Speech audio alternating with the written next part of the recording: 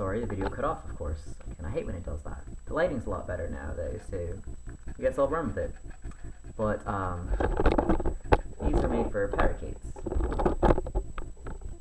And, basically, the good thing is there is rat hammocks and there is ferret hammocks, which are generally good for rats. But mine have never liked them. Or they've liked them, but they've fallen apart really easily. Because they have a,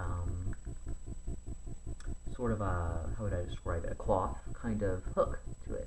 Like a big cloth string that comes off of them, and then a hook on top. So all that string, they keep biting and breaking. Mine do it all the time. So I'm going to assume it's fairly common, because I've heard about it a lot online as well. So that's when I got the idea to get a bird hammock, because, as you can see, they have a much smaller area of cloth, and it's actually a lot thicker and harder to bite. Now, I hate moving the tripod around. I'll probably just keep turning the camera. That makes more sense. But now, while those are good, there is some that they do not like. And again, each animal's different, obviously. But there are some bird hammocks that have, they may be soft on the inside, but they have a thin cardboard-like material, or plastic material, to keep it in a triangle shape. Very good for birds.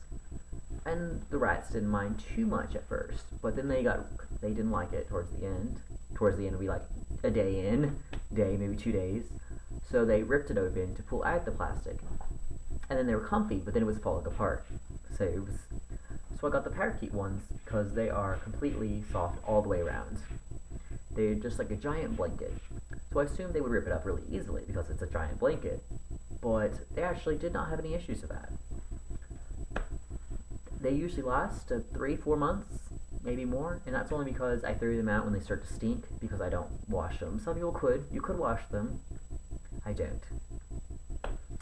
They're about, I have the extra large ones, so they're $14 at Petland, which is a pretty expensive place. I think I got Petco, they were 10, maybe 12. They're not very expensive, and they may seem like a lot because rat hammocks are typically only $7, but they're very, very thin, not soft at all, and they have that easy to rip apart stuff. Now a ferret hammock is a little bit more. They can range between $8 for the not soft material to about $40. Like they can get, but the big thing with that is the space. Even the soft ones, they have issues fitting in the cage. Think about this. This is a very large cage. And these are two parakeet, so very small birds. 2 things to them that's made it fit about maybe 4 birds. And they barely fit in there. So a ferret one would be stretching all the way across the cage, probably from like top to bottom. It's a very large hammock because they're made to hold 4 or 5 ferrets, which, while comfortable, it would not fit very easily in a top cage. I mean, like if it's a very long cage, like like I said, was not recommended for rats, then they could work fine. But rats like the climbing, so it would just get in the way. You grooming? Grooming? Yes, you're grooming. That's another thing. Rats are very, very clean animals. A lot of people think, that they're like sewer rats and gross and da-da-da. Rats are very, very clean. They're very finicky about their cleaning. They do not roll around in dirt. They purposely, they get any slight dirty. Like I put a thing of yogurt on their nose. They freak out. They have to clean themselves. The others run over to clean them. They're constantly grooming. If they're not playing or sleeping, they're grooming.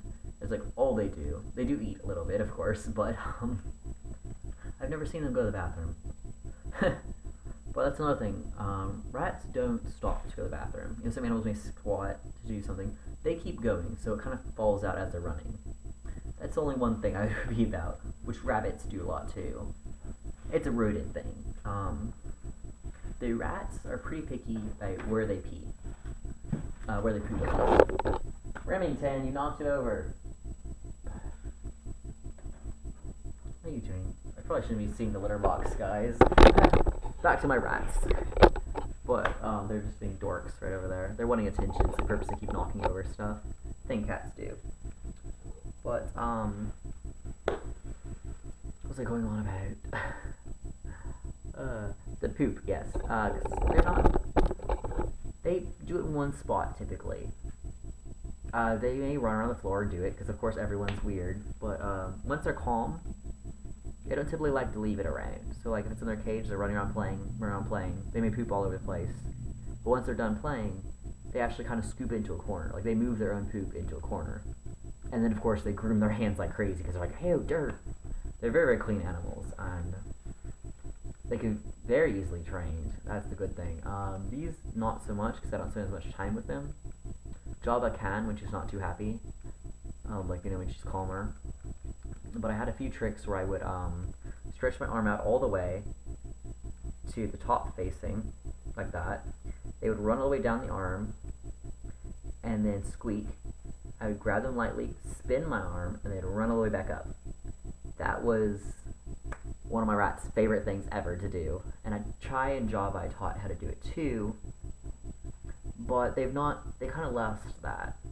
If I tried to again, I'm sure they could maybe get it after a few tries, but if it's not, it's like humans. If you don't do it for a long time, you don't really remember how to do it. And they only like to do it when I'm standing up. They don't like to do it when I'm sitting. And I can't really do it on camera when you can't see the end of my hand here. And if I zoom out any further, not only will be the charger not long enough, you won't be able to hear me. So, you know, that's a sad thing there. What are you doing? Remy, don't you knock it over. Don't you knock over that tripod. Remington. They're very cute animals. People don't seem to think about that. They make so many dorky faces. Like, they always stick out their tongue at you when they're mad. They're like, and they're not doing it now because I'm keeping a distance a little bit. But my rats keep hearing me talking and hanging out. They try to pull me into the cage. Like, if I put my sleeve too close, they'll reach their little paws and teeth out and try to yank me in because they want attention, they want to play, they want to cuddle. And there's also a difference between males and females. People don't really realize. Males are very laid back. They're rare. I mean, like, you know, for the animal species, usually, you know, you think of males as aggressive and strong. Males are very tired. They kind of sloop around. They lay around. When they're younger, they may play a lot, but, you know, they kind of sleep. They like cuddles. They like treats. They're big fatties. They literally are just, they're like at least a third bigger than the females. They're very fat. Their balls are huge, which is a big turn off for a lot of people. Like, they're like, but, like, I mean, like, that big for a rat about, like, their size, itty bitty rats. So they're big, but they're very big cuddle bugs. You can neuter a rat, but it's a lot of money. You have to find a specialist, and it doesn't seem to be worth it, at least in my opinion.